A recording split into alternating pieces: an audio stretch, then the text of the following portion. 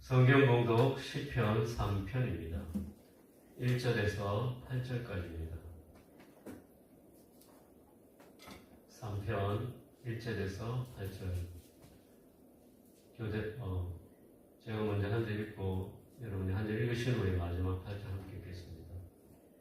여호와여, 나의 대적이 어찌 그리 많은지요. 일어나 나를 치는 자가 많으니이다. 많은 사람이 나를 대적하여 말하기를 그는 하나님께 구원을 받지 못한다 하나이다. 여호와여, 주는 나의 방패시요 나의 영광이시요 나의 머리를 드시는 자이시니이다. 내가 나의 목소리로 여호와께 부르짖으니 그의 성산에서 응답하시는도다. 내가 누워 자고 깨었으니 여호와께서 나를 붙드시니로다. 천만이 나를 에워싸 진친다 하여도 나는 두려워하지 않으리이다. 여호와여, 일어나소서. 나의 하나님이여, 나를 구원하소서. 주께서 나의 모든 원수의 뺨을 치시며 악인의 일을 꺾으셨나이다. 구원은 여호와께 있사오니 주의 복을 주의 백성들에게 내리소서. 셀라. 아멘. 주 안에서 사랑하는 성도님 여러분, 무더운 날씨가 연이어 계속되는 고단한 계절입니다. 이 새벽에 주님의 신실한 은혜와 평강이 기도의 자리에 나오신 여러분 심령 위에 가득하시기를 주님의 이름으로 축원드립니다. 우리가 살아가는 이 세상은 참으로 깨어져 있습니다. 그래서 뜻하지 않게 억울한 일을 당하기도 하고 감당하기 힘든 인생의 겨울을 맞이하기도 합니다. 그리고 누구에게나 남들에게 말하지 못하는 비참하고 수치스러운 흑역사의 순간이 있습니다.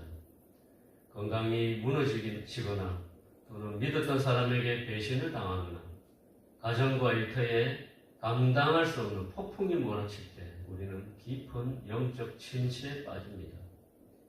그런 절망의 한복판에서 하나님을 향한 믿음을 신실하게 지켜낸다는 것은 결코 쉬운 일이 아닙니다. 오늘 새벽에 우리가 함께 살펴볼 시편 3편은 바로 그러한 인생의 가장 비참하고 수치스러운 순간, 다윗이 겪었던 처절한 고뇌와 눈물의 기도가 담긴 탄식시입니다.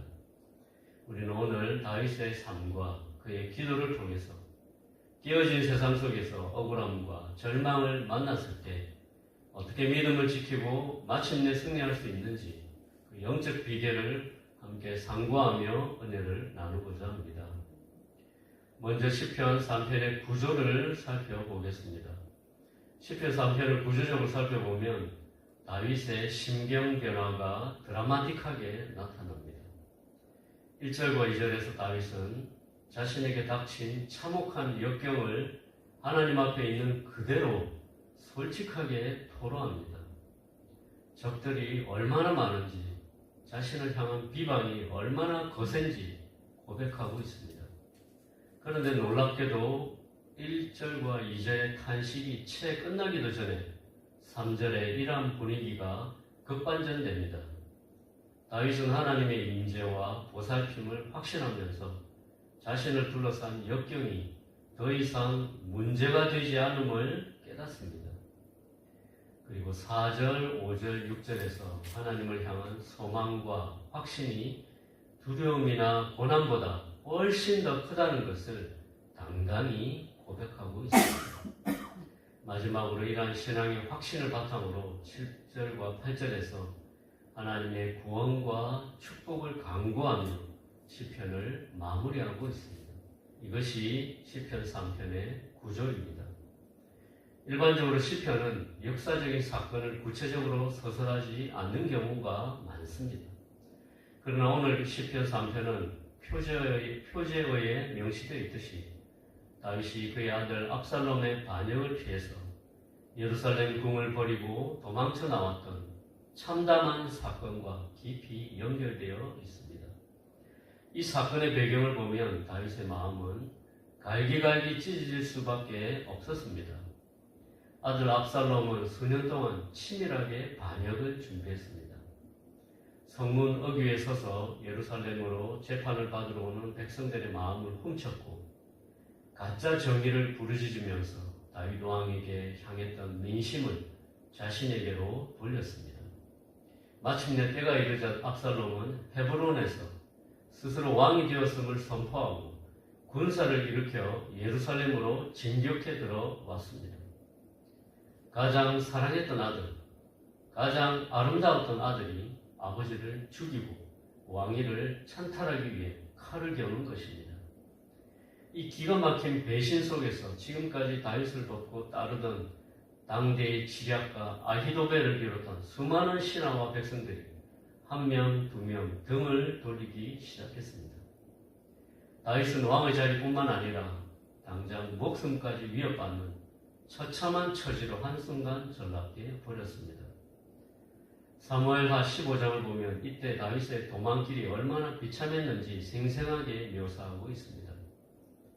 다윗은 압살롬의 추격을 피해서 급히 도망치느라 신발도 제대로 신지 못한 채 맨발로 울며 감난산을 올랐습니다. 머리를 가리고 흙먼지를 뒤집어 쓴 채 쫓겨가는 그의 모습은 왕으로서 누리던 그동안의 모든 영광과 위엄과는 거리가 멀었습니다.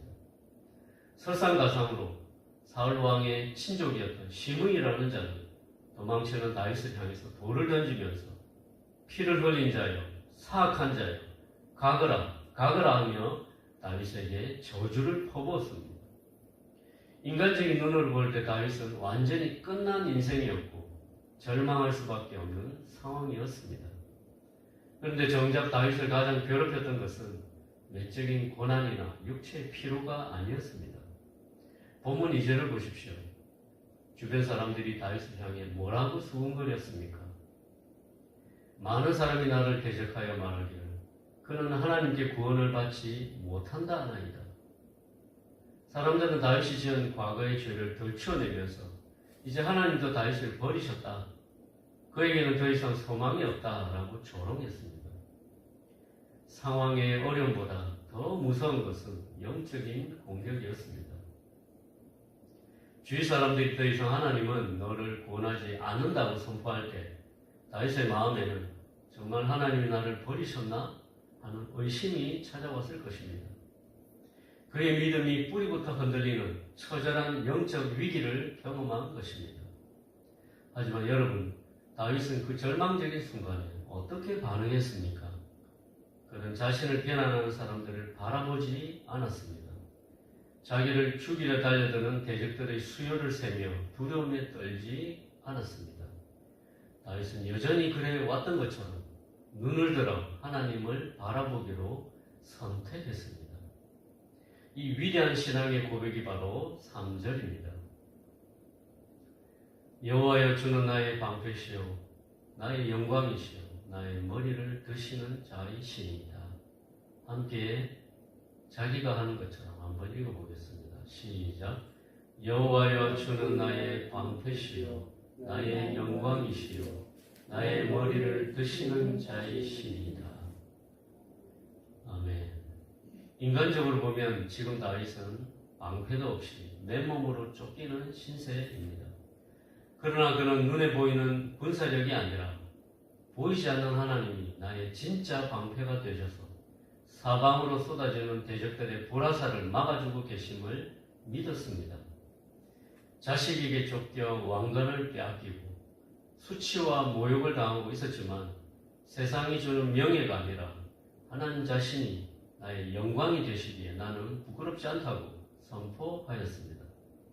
그리고 억울함과 절망, 슬픔으로 땅을 향해 뚝뚝 떨어졌던 고개, 부끄러워서 떨구어진 그 머리를 하나님께서 친히 다시 높이 들어 올려주실 것을 신뢰했습니다. 그렇다면 하나님을 방패와 영광으로 삼은 자에게 주어지는 축복이 무엇입니까? 본문 5절입니다. 내가 누워 자고 깨었으니 여호와께서 나를 붙드시리로다. 지금 다윗이 있는 곳은 왕궁의 안락한 침실이 아니었습니다. 언제 압살롬의 추격대가 들이닥쳐서 목을 베일지 모르는 어둡고 칙칙한 맨땅 광야의 바위 틈이었습니다.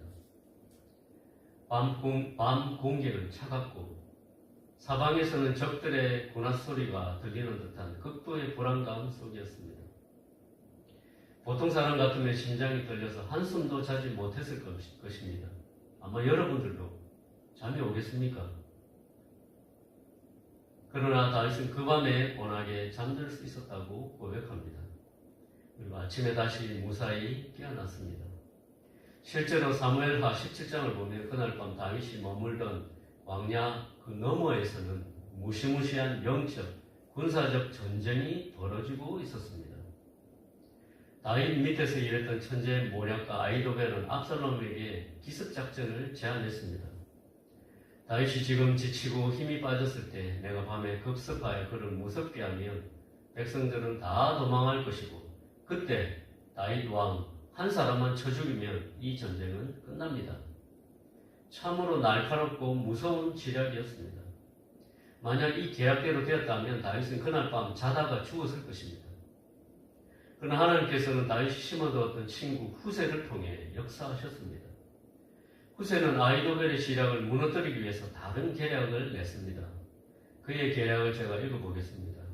다윗과 그의 신하들은 전쟁의 뼈가 굵은 용사들이라 지금 새끼를 빼앗긴 곰처럼 격분해 있고 분명 동굴이나 다른 곳에 숨어서 잠을 자지 않고 있을 것입니다. 그러니 성급하게 치지 말고 이스라엘 전역에서 바닷가에 모래같이 많은 군사를 모아서 압살롬 왕이 친히 대군을 이끌고 나가서 이슬이 땅에 내림같이 다윗을 덮쳐 하나도 남기지 않는 것이 좋겠습니다. 압살롬과 반역 도당들은 결국 아히도벨의 날카로운 기습작전 대신에 후세의 화려해 보이는 작전을 선택했습니다. 하나님께서 아히도벨의 좋은 계략을 파하시고 다윗에게 도망치고 재정비할 밤의 평안과 시간을 벌어주신 것입니다. 수천 수만의 적군이 다윗을 둘러싸고 진을 치면서 목숨을 빼앗으려는 위기 상황이었지만 다윗이 그 밤에 평안히 자고 깨어날 수 있었던 것은 오직 생명의 주권이 하나님께 있음을 전적으로 그가 믿었기 때문이며 하나님께서 친히 그의 잠자리를 지키셨기 때문입니다. 주 안에서 사랑하는 성도 여러분, 우리도 살아가다 보면 다윗처럼 사방이 꽉 막힌 것 같은 지경으로 내몰릴 때가 있습니다. 물질의 위기, 건강의 위기, 관계의 위기 앞에서 원초적인 두려움이 밀려오고 심지어 하나님이 정말 살아계신가 하며 신앙까지 버리고 싶은 그런 유혹을 받기도 합니다. 바로 그때 우리는 다윗의 믿음을 본받아야 합니다. 절망의 깊은 수렁 속에서도 다윗은 시편 71편 20절에서 이렇게 고백했습니다.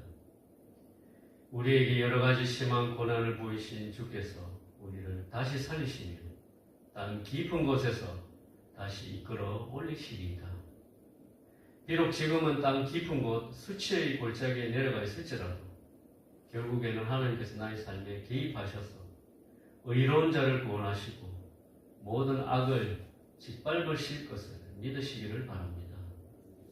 이런 믿음의 선택이 고난과 절망의 시간을 이겨내게 하는 힘이 되면서 오히려 그 고난의 자리가 하나님의 살아계심과 구원의 능력을 생생하게 경험하는 절호의 기회가 됨을 믿으시기 바랍니다. 말씀을 맺겠습니다. 하나님은 우리가 모든 일이 잘 풀리고 성공가도를 달릴 때만 우리 하나님이 되시는 분이 아니십니다.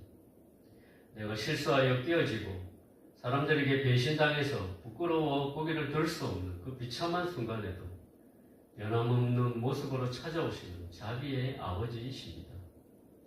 그런 하나님이시기에 하나님은 진실한 마음으로 부르짖는 자의 기도를 절대 외면하지 않으십니다. 우리의 기도에 응답하시기 위해서 세상이 무너뜨린 우리의 명예를 회복하시고 땅을 향해 떨구어진 우리의 머리를 손수 들어 올려주시는 은혜의 하나님이십니다. 오늘 하루를 시작하시면서 스스로가 작아 보이고 초라하게 느껴지십니까? 상황과 처지를 바라보면서 한숨 짓지 마시기 바랍니다. 눈을 들어서 우리의 영원한 방패이시며 우리의 진정한 영광이 되시는 하나님을 바라보시기 바랍니다. 그 하나님을 전적으로 신뢰함으로 사방의 대적이 우겨쌀지라도 누워 자고 평안히 깨어나는 하늘의 평강을 누리는 저와 성도님들이 되시기를 주님의 이름으로 간절히 축원드립니다. 함께 기도하시겠습니다. 하나님 아버지, 연일 이어지는 무더위와 고단한 삶 속에서도 이 새벽에 기도의 자리로 지키게 하시니 감사합니다. 오늘 다윗의 고백처럼 사방이 막힌 절망과 수치의 순간에도 낙심하여 우리의 고개를 떨구지 않게 하여 주옵소서. 오히려 눈을 들어 우리의 영원한 방패이시며 진정한 영광이 되시고 우리의 머리를 들어 올려주시는 하나님 아버지만 바라보게 하여 주시옵소서. 수천 수만의 대적이 에워쌀지라도 내가 누워 자고 깨었으니 여호와께서 나를 붙드심이로다 고백했던 그 하늘의 평안이 오늘 저와 성도님들의 심령과 가정 위에 그대로 임하게 하여 주시옵소서. 이 새벽에 육신의 질병과 삶의 무거운 기도 제목을 가지고 부르짖는 성도들의 간구를 외면하지 말아 주시고 속히 찾아와 응답하여 주시옵소서. 우리를 땅 깊은 곳에서 다시 살리실 주님을 기대하오며 예수 그리스도의 귀하신 이름으로 간절히 기도했습니다. 아멘.